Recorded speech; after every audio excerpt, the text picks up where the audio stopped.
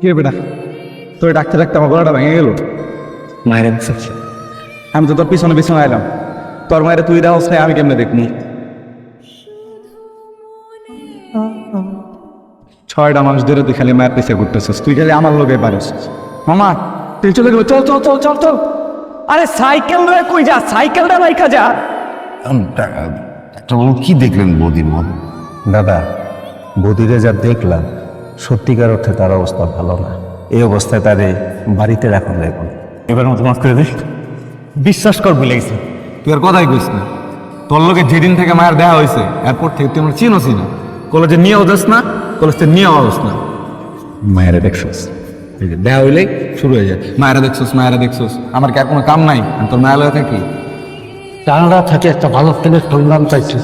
হ্যাঁ, আপনার মেয়ে মায়া আছেন, তাকে যদি দেন, ছেলের মা বলছে তাকে কানাডা নিয়েও পড়াশোনা করান, বিয়ে করেন। এখন আপনি ভাবনা দেখেন কি করবেন। তোমার একটা কথা কইতাম, আমি আসলে তোমাকে অনেক পছন্দ করি, ভালোবাসি। মায়া নাই তোমার সাথে? তো আজকে আসেনি। না, ওরে আমি একটা প্রশ্ন করছিলাম কিন্তু আমার কোনো উত্তর না দিয়ে চলে গেল। মানে কেন ভাইয়া, আপনি জানেন না মায়া তো কথা বলতে পারে না? তোমার বন্ধু সাবার কাছ থেকে আমি জানতে পারছি তুমি কথা পেতে পারো না। দেখো, এতে আমার কিচ্ছু যায় আসে না। কথা পেতে পারো না, এটা তো আর তোমার দোষ না, তাই না? বিশ্বাস করো আর না করো, আমার মনে হয় এটা জানার পর থেকে আমি তোমার আরো বেশি ভালোবাসি।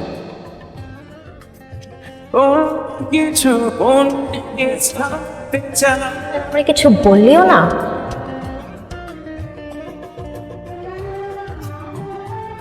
তুই বল, আমি কাউকে কিচ্ছু বলবো।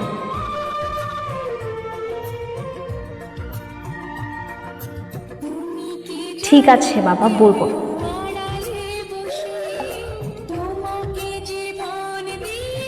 আমি জানি, আমি জানি, তুমি চিন্তা করো না। আমি ভুলবো না, ভুলবো না। আমি লিখবো, আমি লিখবো, আমি আমি প্রতিদিন চিঠি লিখবো।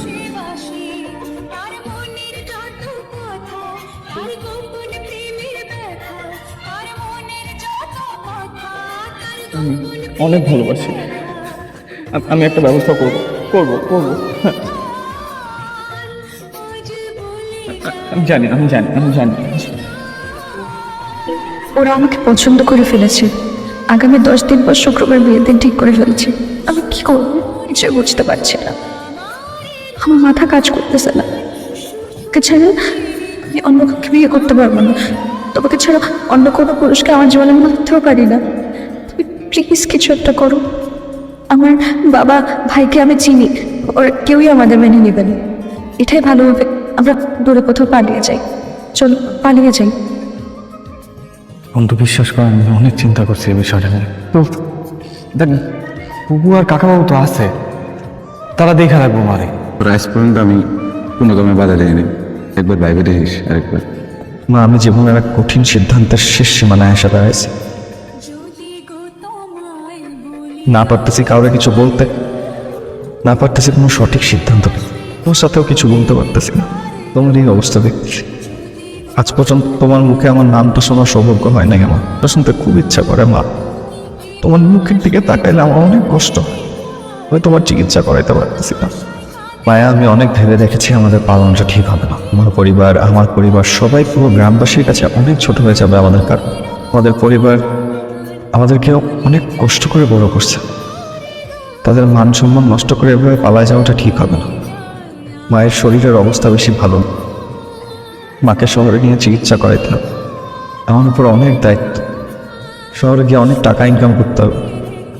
মা অবশ্যই শহরে গেলে একটা চাকরি জোগাড় করে দিবে। আমাকে তুমি মাফ করে দিও মায়া।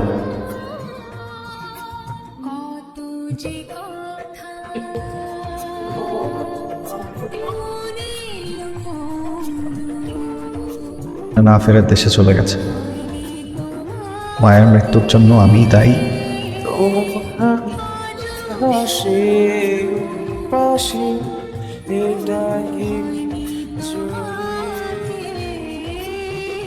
আজ প্রথম তোমার সাথে দেখা।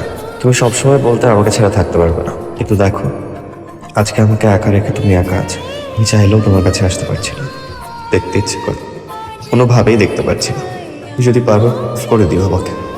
সব কিছুর জন্য আমিই দায়ী। কারো জীবনে বৃষ্টি আসে সুখ হয়ে, আবার কারো জীবনে দুঃখ হয়। সবই সময়ের পরিবর্তন।